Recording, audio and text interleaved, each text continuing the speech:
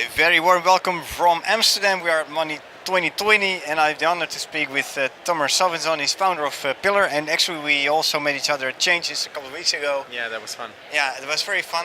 Thank you for coming, of course. Thanks so much, man. And do you have some new insights and development with the Pillar project at this moment? Well, it was really fun to be, first of all. So after Changes, we went directly to Consensus in New York.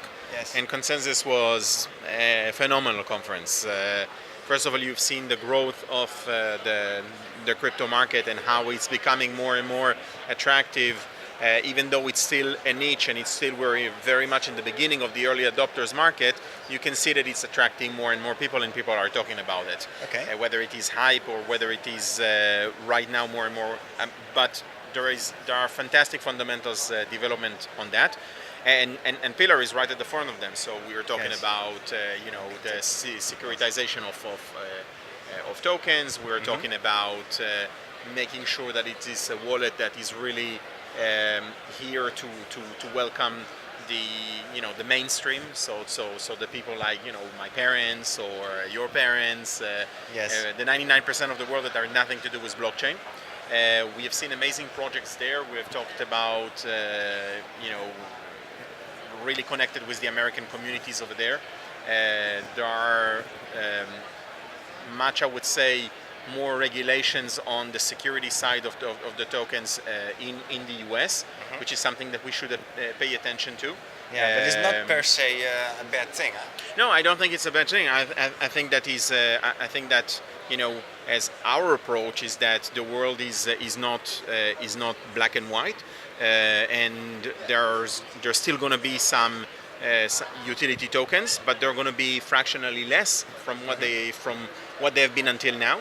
And there's going to be more and more security tokens, and especially around equity tokens, which is what we are doing at Pillar Yes. and 2030. We're bringing a very safe, secure, and regulated framework to the regulators to come and say, hey, this is a fantastic opportunity that can unleash innovation to the world as well as protect investor, because this is what it is at the end of the day. It's about protecting investor, and the only way to protect investor and to reduce cost to society is to provide liquidity.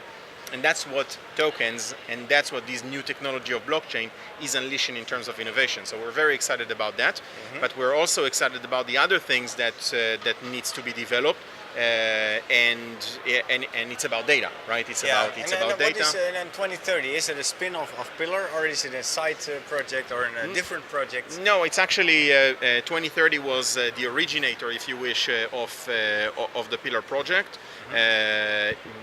2030 wants to create the products and services that will be mainstream in 2030, and Pillar was one project that has emerged out of that, but was spun out to be a foundation, which it is today.